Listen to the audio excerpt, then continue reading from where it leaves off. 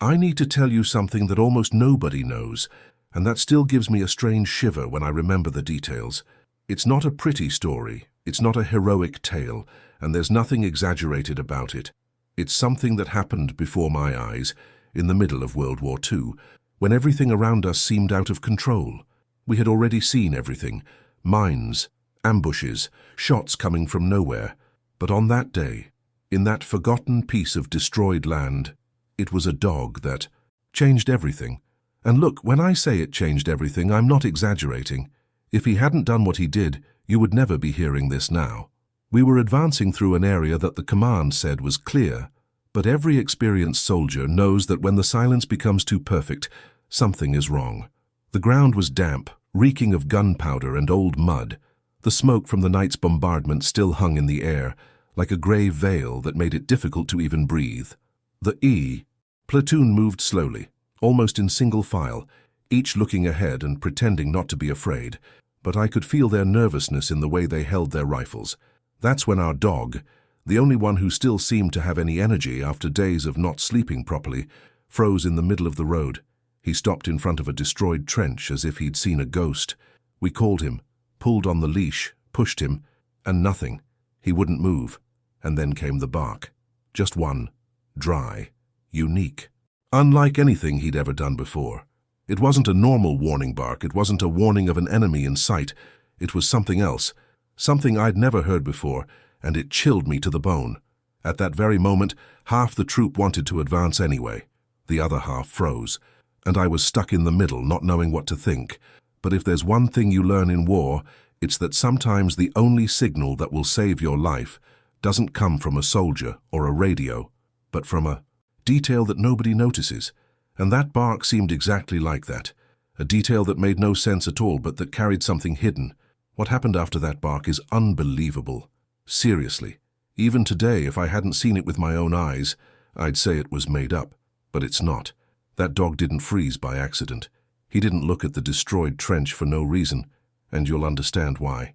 Just stay with me, because what he showed us when we took 2 steps forward was something none of us have forgotten. Something so absurd, so unexpected, that it became a topic of conversation at the command and ended up influencing an entire operation. And it all started with a single bark in that dark hole that seemed dead.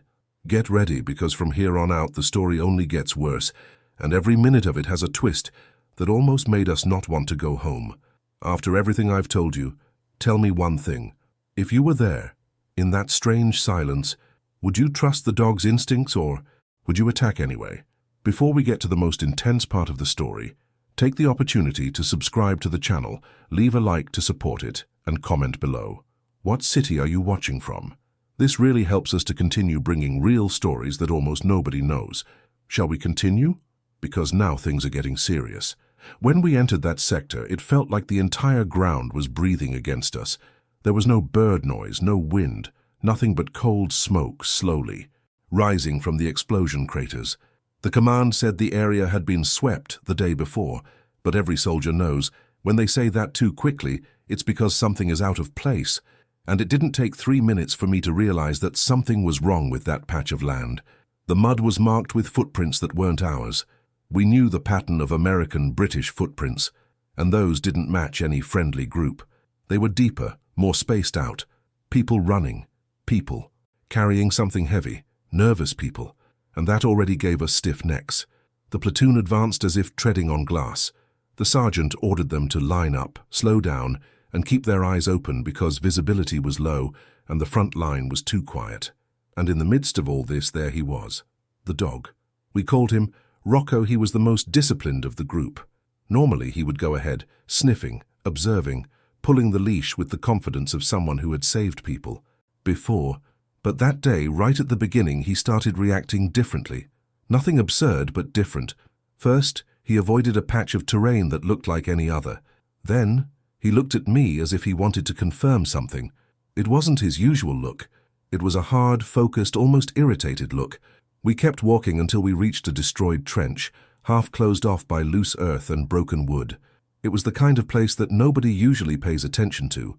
It looks dead, abandoned, just another hole among many.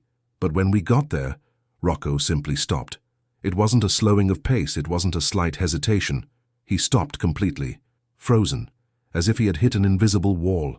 I pulled on the leash, thinking his paw had gotten caught on something. Nothing. He was firm, heavy, as if his whole body was rejecting that next step. At that moment, the sergeant turned around, complaining, thinking it was just fussiness or tiredness. But it wasn't. I knew that dog better than many people in my own family. When he froze like that, it was because something serious was happening, something you couldn't see just by looking. Even so, the sergeant ordered us to move forward. He said he didn't have time to stop because of a dog. But before anyone could take another step came the sound that changed everything. A single bark cry. Short, low. Nothing like the traditional warning bark Rocco gave when he smelled an enemy. Nor was it the high-pitched bark he let out when he found mine debris. It was a different sound. He had never heard that kind of bark before. It almost sounded like a code, a warning of immediate danger, but the kind of danger that even he couldn't quite classify. The entire platoon froze. It's incredible how, in the middle of a war, a bark can be worth more than a report from command. Everyone there had seen enough to understand that when a trained animal reacts unexpectedly, you shut up and pay attention. The sergeant's expression changed. Instantly. He didn't admit it, of course. He just swallowed hard and pretended to be calculating something.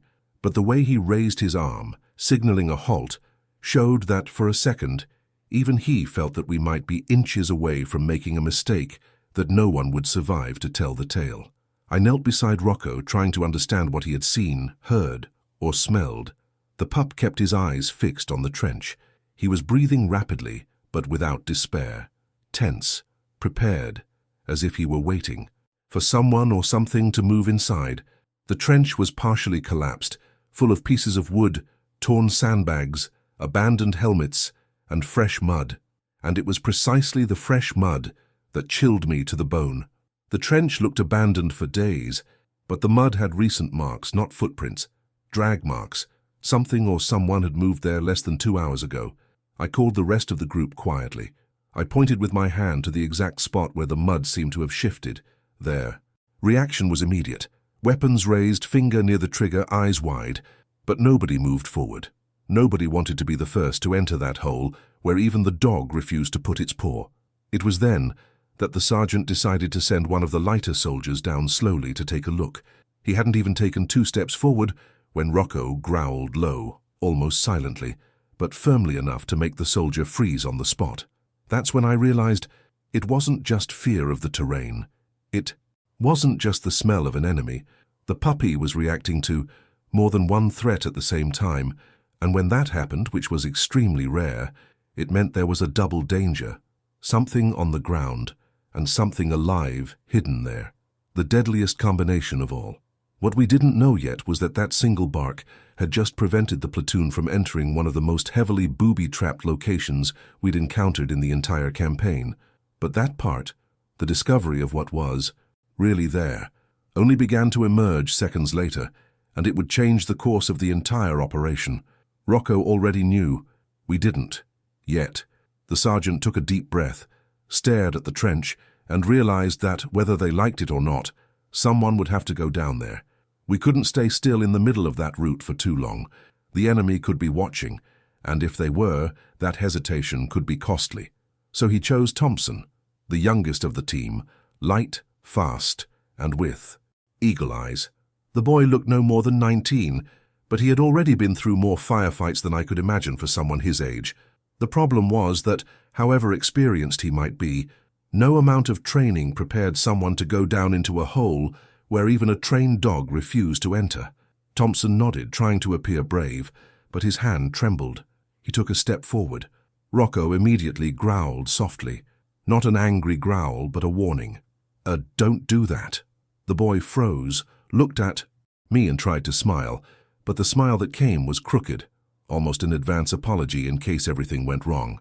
He leaned forward slowly, pointing the flashlight into the trench.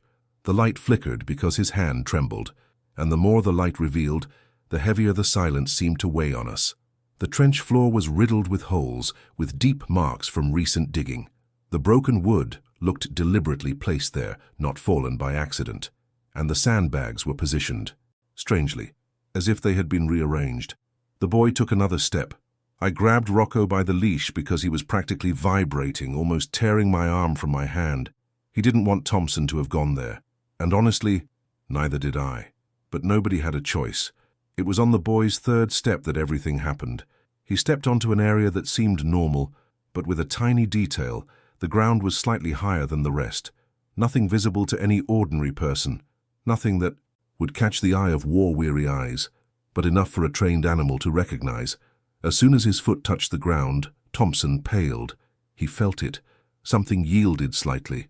A silent click, almost imperceptible, but enough for him to understand that he had just triggered something.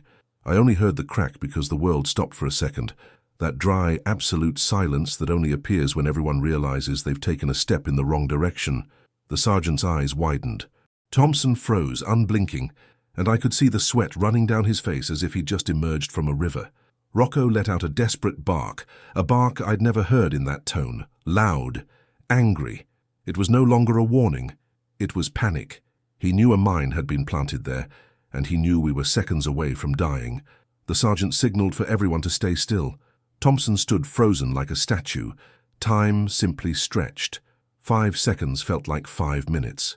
The boy, his voice almost inaudible, whispered, "I felt there's something down here." The sergeant nodded, but no one dared to go down to help. It was impossible to know if it was a single mine or a mechanism connected to other traps. And worse, if the boy took his foot off the ground, it could be instant death. I felt my hands trembling as I held Rocco. He tried to move forward, as if he could do something, somehow save us. But he couldn't. None of us could. The only person who could do something at that moment was Thompson. And he was there with his foot literally on his own destiny. "Stay strong," I whispered.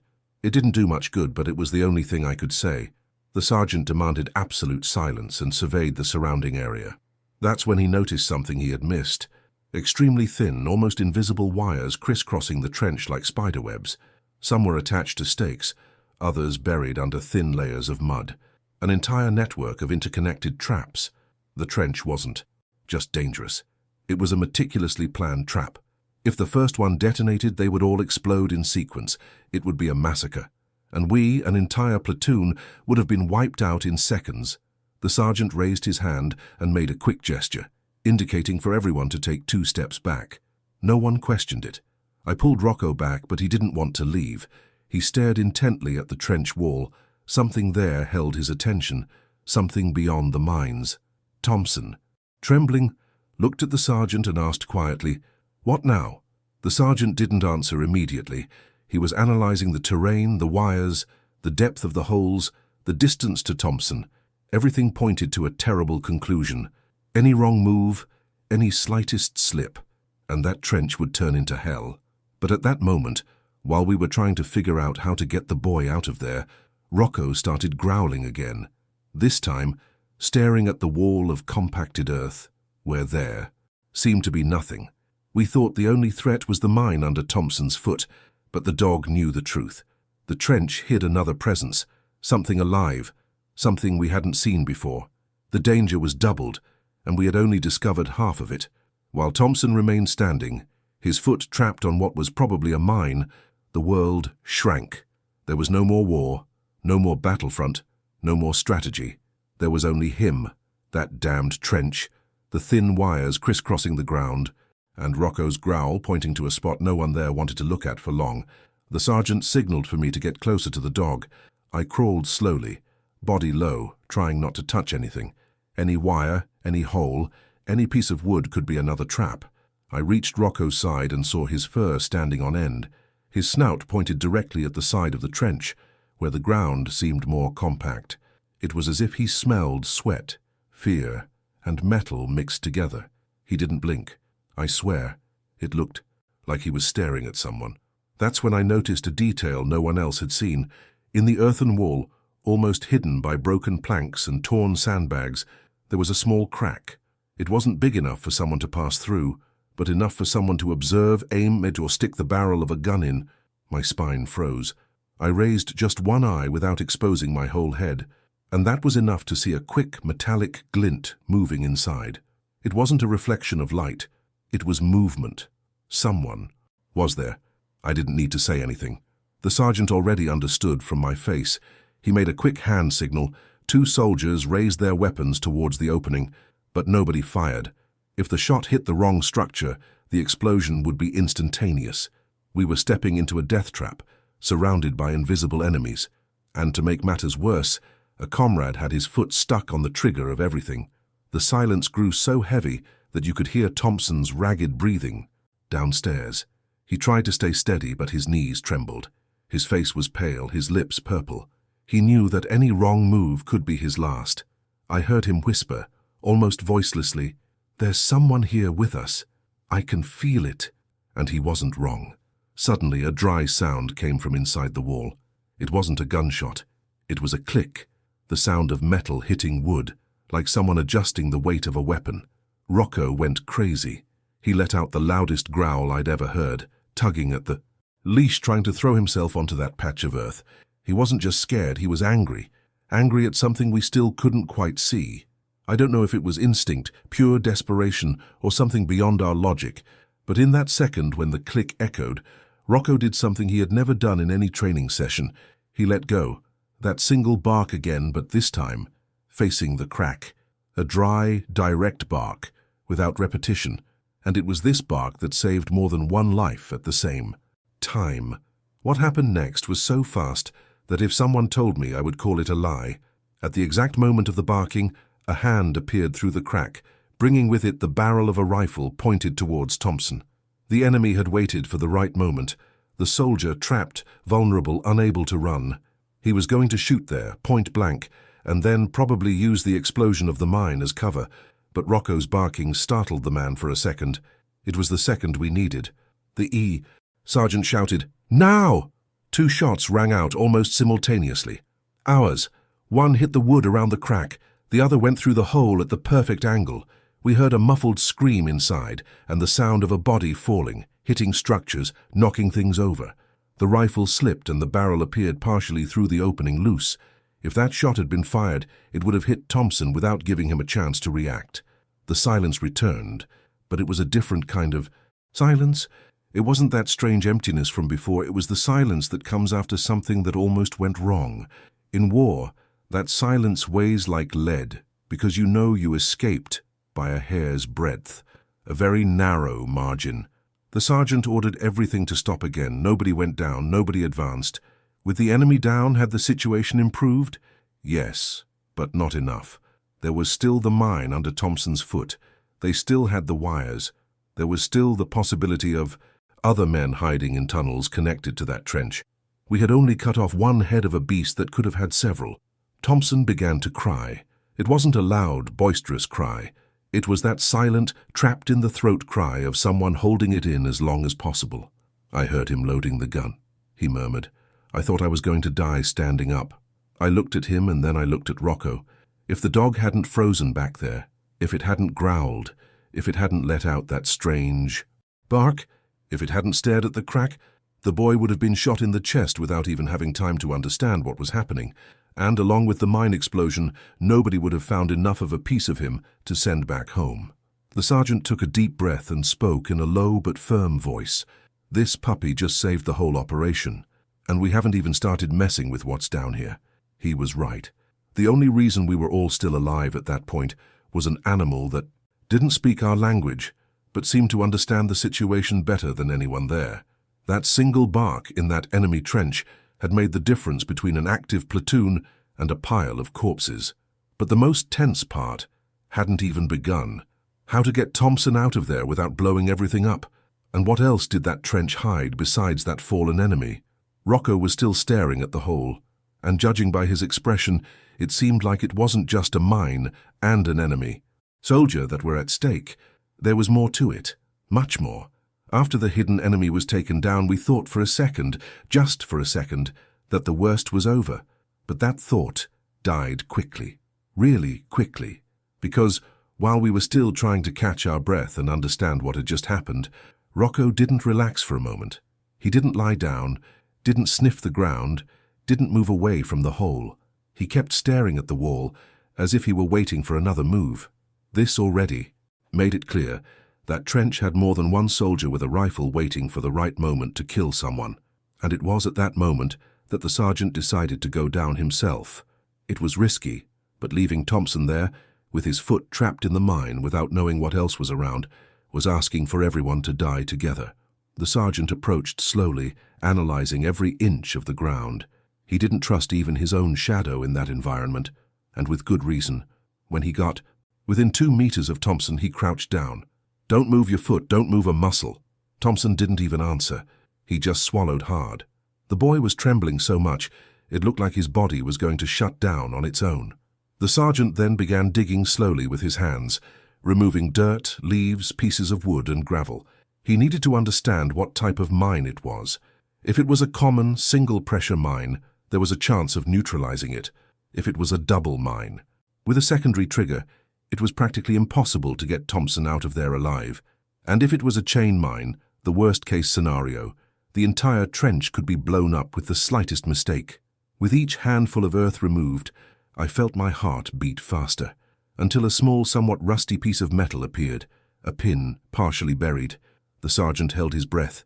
It's pressure, but it's wired. We knew what that meant. It was a pressure mine connected to other charges. Thompson's weight was holding the system in place.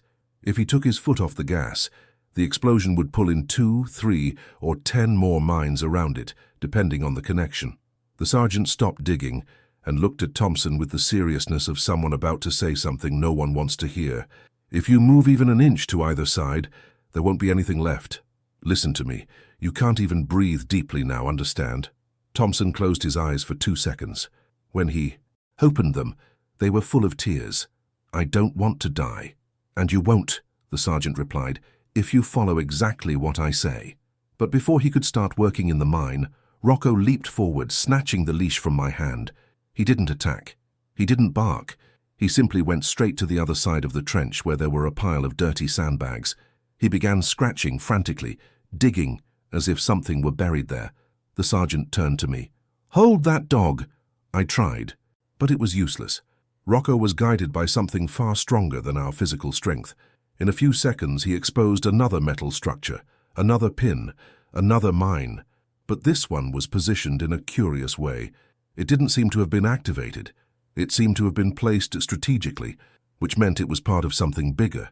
The sergeant looked at me and said the phrase that no soldier likes to hear. "This isn't a random mine. This is a system. There's more to it." He was right. Upon closer analysis, we realized that the entire trench was, in fact, a death corridor meticulously assembled, piece by piece. It had pressure mines, firing wire, secondary triggers, charges hidden under wood, improvised devices made with repurposed ammunition. It was a macabre feat of engineering. They had prepared it to take an entire platoon by surprise. It wasn't meant to kill just 1 or 2. It was meant to wipe out a large group at once and probably delay the advance of our troops for days. My stomach churned. If Rocco hadn't stalled back there, we would have walked in normally, trusting the map that said the area was clear. We would have stepped on the first wire. It would have detonated the second. The second would have pulled the third. And in less than 2 seconds, that trench would have exploded like a fireworks display. Except not pretty. It would have been a festival of death. But the most important thing was still missing. Getting Thompson out of there. The sergeant took a deep breath. "Thompson, I'm going to tell you what to do. Don't question it. Just do it." "Sir, you will lift your foot exactly when I tell you to, not before, not after, at that exact second." The boy almost fainted just from hearing that. The sergeant began to dismantle the mine's wiring, millimeter by millimeter. He slowly pulled the earth away, insulated the first wire with a pocket knife, cut the second with pliers, and adjusted the pin with his fingertip. It was such tense work that I couldn't even swallow. The whole time I could hear Rocco breathing heavily, restless, as if he were expecting another danger to appear. And it appeared. When the sergeant finally isolated the last 2 wires, he noticed something that made his expression freeze. There was a third wire, extremely thin, camouflaged with dust. It was attached to the bottom of the trench, running towards the direction where the fallen enemy was. In other words, if the enemy had fired the weapon at Thompson, the explosion would have been automatic. The shot wouldn't just have killed the boy, it would have triggered the entire trap. The ambush was a pair, mines plus enemy fire. And, in some absurd way, Rocco had identified both dangers before all of us. The sergeant cut the last thread with a sharp, firm movement. Then he raised his hand. "Thompson, lift your foot, now." The boy did it, and the whole world seemed to stop for a second. Nothing exploded. Thompson fell to his knees, sobbing, and I almost collapsed too. Rocco barked for the first time since the beginning, this time as if relieved. But what we discovered in the following minutes was even more impressive. That mine system was connected to 2 other passage routes, suggesting that the enemy had prepared something much larger than an isolated trap. If our platoon had advanced 5 meters beyond that point, none of us would be there telling stories. When Thompson emerged from the mine and dropped to his knees, the first general reaction was to release the breath no one remembered holding. It was as if our lungs were only allowed to function after the sergeant confirmed that everything had been deactivated. But this relief was short-lived. Very short-lived, because even before the sergeant had time to order the reorganization of positions, Rocco was already sniffing deeper into the trench, as if searching for the continuation of a problem that only he could identify. And to be honest, if it weren't for him, we would never have found out the rest. The sergeant ordered everyone to form a protective semicircle around the trench. No one knew if there were more enemies hiding, and it was almost certain that there were. When the sergeant went down again to analyze the area where the fallen enemy was, Rocco jumped into the trench without waiting for any command. I swear, it seemed like he knew exactly where to put each paw. He didn't step on anything random. He walked as if he had a map in his head. He was the one who stopped at the back of the trench, where the wall seemed most solid. He tilted his head, sniffed, and then gave that fixed stare, the same one he gave before the previous enemy appeared. "There's something here," I murmured. The sergeant came closer, crouched down, and ran his hand over the soil. If it exists, it was very well hidden. One of the soldiers brought a thin iron bar. The sergeant began to tap lightly on the wall. He gave 3 sharp taps. On the 4th, the sound changed. It was no longer the sound of compacted earth. It was the sound of hollow wood, a structure. "There's more to this than meets the eye," he confirmed. We approached slowly, our stomachs clenched. The sergeant pushed the bar a little deeper between the earth and the wood. When he applied force, the entire wall crumbled, as if it had been hastily assembled to hide a larger hole. And behind that makeshift camouflage, a narrow tunnel appeared.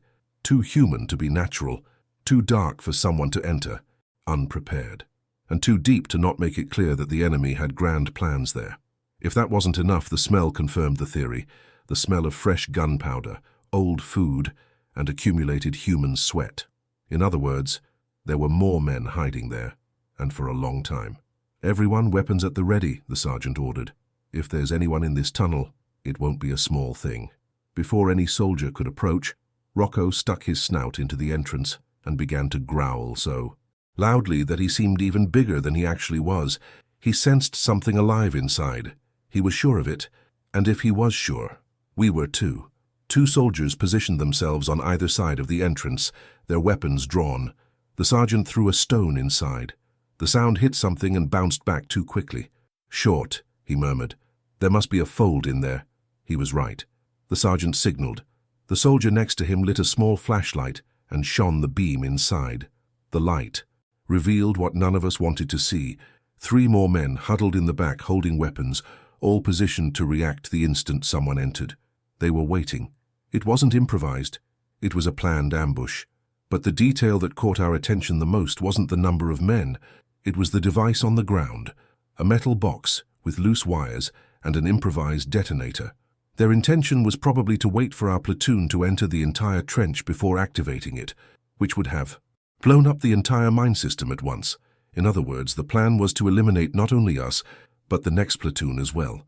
2 entire units. And again, who identified it first? Rocco. The sergeant yelled in German. He spoke little but enough to be understood, ordering the men to drop their weapons. One of them raised a rifle barrel as if to try to shoot anyway. The soldier on our side pulled the trigger and hit the tunnel wall right next to the enemy, making the guy drop everything instantly. The 3 of them dragged out, trembling, without the courage to react. When we pulled them out, we saw the detonators strapped to one of their belts. The guys were literally ready to die together, if necessary. It wasn't self-defense. It was a coordinated suicide attack. If the platoon had advanced as command wanted without Rocco breaking back there, without that unique bark, We wouldn't have even noticed the ambush. We would be killed before we had a chance to react.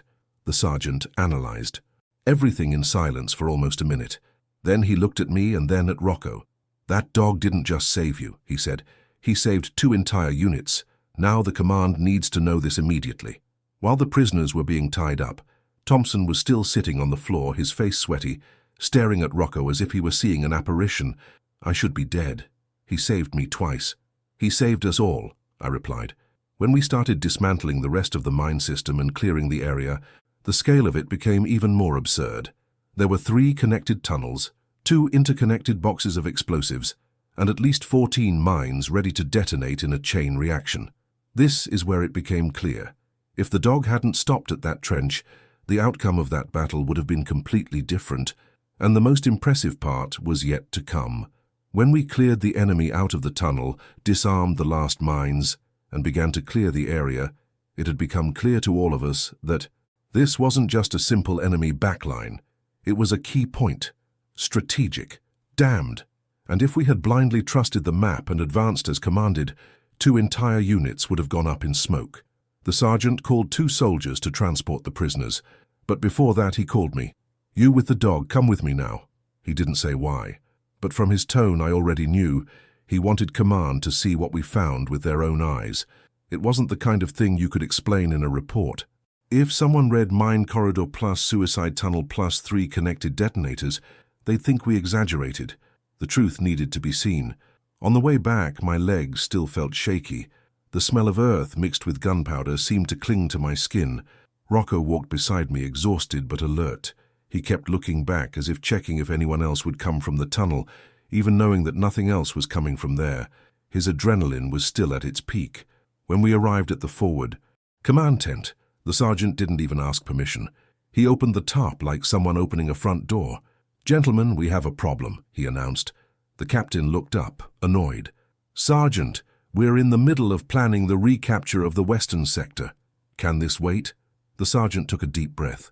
"With all due respect, sir, if we had followed what was on that map, you wouldn't be alive now to give any orders."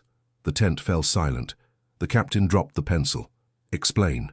The sergeant didn't explain. He pointed at me. "He'll explain. And the dog will too." I felt all eyes on me. It wasn't the kind of attention I liked, but I took a breath and recounted everything. The spot where Rocco stopped, the strange barking, the mine under Thompson's foot, the scattered wires, the enemy on the wall, the hidden tunnel, the suicide detonators. I told exactly how it had happened. Without embellishment, I spoke of the smell of disturbed earth, the new marks, the crack that only the dog had noticed the moment he jumped into the trench without waiting for a command. I recounted how, if we had advanced 5 meters, there would have been no one left to tell the tale. The captain didn't blink. The map on the table was now worthless. "Are you sure about this?" he asked. The sergeant pointed at the dog. "If it weren't for him, sir, we wouldn't have come here to tell any story." The captain asked for the radio to be turned on.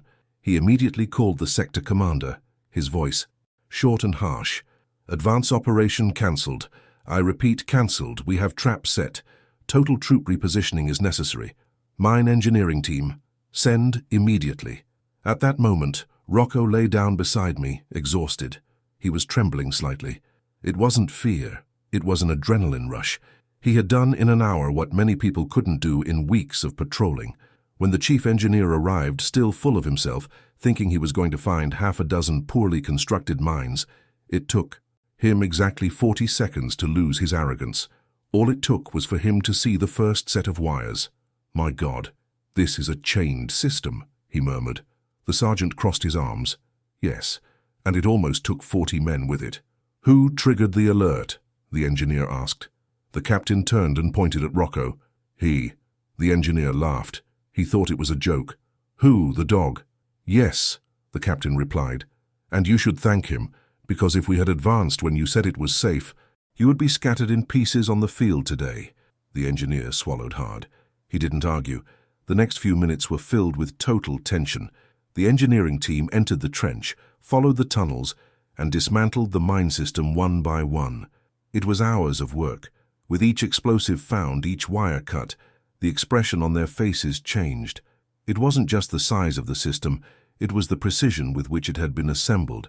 These guys weren't just trying to delay us. They wanted to wipe out the entire sector and create a hole in our advance, a hole that would cost weeks, maybe months. In the end, there were 17 mines, 3 boxes of main explosives, 1 suicide detonator, 3 hidden enemies, and 2 connected tunnels. All of this is right under our feet. When the disarmament operation was over, the captain returned to the tent, picked up the radio, and spoke to Central Command. Please announce that Route B-17 is now called Dog Corridor. I thought he was joking, but he wasn't, and put in the report, operation saved thanks to the alert from the platoon dog. Without him, we would have lost more than 40 men. Rocco didn't understand what had been said, but I did, and I felt a lump in my throat. The captain turned to me. This animal changed the fate of this sector today, perhaps of the entire operation. He paused. And nobody here will forget that. When we came out of the tent, Thompson came limping, his face still pale, but alive, very much alive. He knelt in front of Rocco, put his hand on his head and said, "Thank you. If it weren't for you, I'd already be in pieces in that hole." Rocco rested his nose on his hand. Simple. No noise. No fuss. But I swear he understood. The truth was simple. The entire command had changed the operation because of a single bark, a bark that no human would have reacted to in time, and that wasn't the end. Because when the captain ordered the advance to be reorganized and scouts sent to check alternative routes, we discovered that that ambush was only the first part of something much bigger, and it all started with a dog that refused to take another step. Even after all the chaos, disarmament, capture, and reorganization of the troops, the feeling of danger hadn't gone away. The entire field seemed to still breathe beneath the earth, as if there were other hidden traps, other tunnels, other enemy soldiers lying in the dark, waiting for the right moment to attack. That's how it is in war. When you discover an ambush of this size, you automatically start to imagine that there are more. And most of the time there are. The captain reorganized the entire advance operation for that afternoon. What had previously been a direct march down the main corridor became a slow millimeter-by-millimeter progression. He ordered 2 reconnaissance teams to follow on the left and right, while the engineers did the heavy lifting in the middle. We were responsible for the rear, watching for any suspicious movement. And of course, Rocco continued walking in front, guided by his own instinct, sniffing everything, analyzing with that silence that only those who have lived with a military dog know the weight it carries. After nearly an hour walking along an alternate route, Rocco stopped again. This time he didn't bark, he just stopped. He put his snout to the ground and began walking in short circles, sniffing the same area without leaving it. I approached. "Did you find anything?" He looked at me the way he always did when he wanted to say, "There's danger, but I don't know what kind yet." I called the sergeant. He approached, crouched down, and pulled the earth away with the tip of his bayonet. That's when we saw it. Another wire, extremely thin, almost invisible, the same type we saw before in the trench, the same engineering, the same style of trap, but this time connected to a larger, buried metal can. The engineer came running when he heard us calling. He looked and cursed. "It's a briefcase, full of explosives. If I had run over it, it would have been the end of the platoon again, and all of this was outside of the route marked on the map. The enemy had prepared several routes, not just one. That's when it dawned on all of us. It wasn't luck. It was no accident. It wasn't ordinary instinct. The dog noticed a pattern that even the experts hadn't seen. With that confirmed, the command completely changed the troops' positioning. The units that were going straight to the front were diverted, taking a clear route that was only discovered because Rocco refused to enter the trench. We advanced for almost 3 kilometers, following only places that the dog considered safe. And, lo and behold, we didn't find it, non-mine, in these sections. The engineers confirmed, "It seems the enemy didn't have time to advance the trap this far. If you had died in the first one, everything else would have been ready when the other units arrived." In other words, the enemy's original plan wasn't completed only because we didn't fall for it at the first stage. The domino effect they planned didn't happen. The captain gathered the platoon in the late afternoon when everything finally seemed to have stabilized. The men were dirty, exhausted, hungry, but alive. They all looked at Rocco as if he were some kind of living radar, and perhaps he was. The captain took a deep breath and said, Men, today we weren't saved by a map, by strategy, or by luck. We were saved because a dog saw what none of us saw. What happened here today will not be forgotten. Not by me, not by you, not by the command. He bent down, placed his hand on Rocco, and finished. This animal saved more lives than some generals managed to do in an entire year of war. Nobody laughed. Nobody thought it was an exaggeration, because it was the purest truth we had ever heard on that front.